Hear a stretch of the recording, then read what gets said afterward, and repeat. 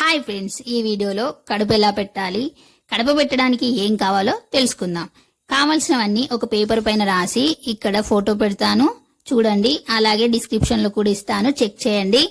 First కడపని water తో కడిగి పసుపు పెట్టి బొట్లు పెట్టుకోవాలి. అలాగే ముగ్గు కూడా వేసుకోవాలి. మామిడి రావి ఆకుల తోరణాన్ని కట్టాలి. అలాగే పువ్వులను కూడా కట్టి ముహూర్త సమయానికి ఇలా ద్వారాన్ని సిద్ధం చేసుకోవాలి. పూజారి వచ్చి ఇంటి ఆడబిడ్డతో నవగ్రహాల పూజ చేపిస్తాడు. ఆ తరువాత ముహూర్త సమయానికి ద్వారాన్ని నిలబెడతారు. గడప కింద సిమెంట్ లో నవరత్నాలు, నవధాన్యాలు, ముత్యం, పగడం పెడతారు.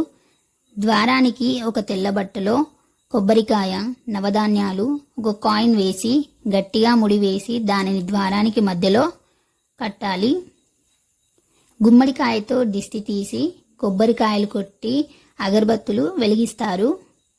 కడప దాటేటప్పుడు పువ్వులు, నవధాన్యాలు వేసి దాటాలి. ఇంటి ఆడబిడ్డ మొదటగా కడప దాటాలి. ఆ తర్వాత వచ్చిన వారందరూ కడప దాటాలి.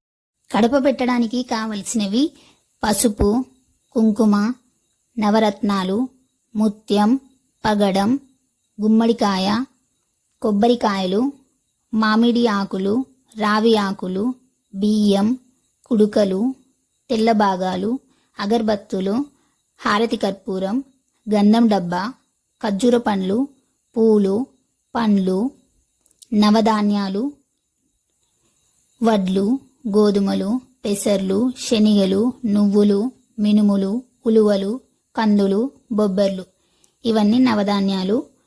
వత్తులు, నూనె, అగ్గిపెట్టె, తమలపాకులు, తెల్ల లుంగి, చిన్న కుండ, ఇవన్నీ కడప పెట్టడానికి కావలసినవి.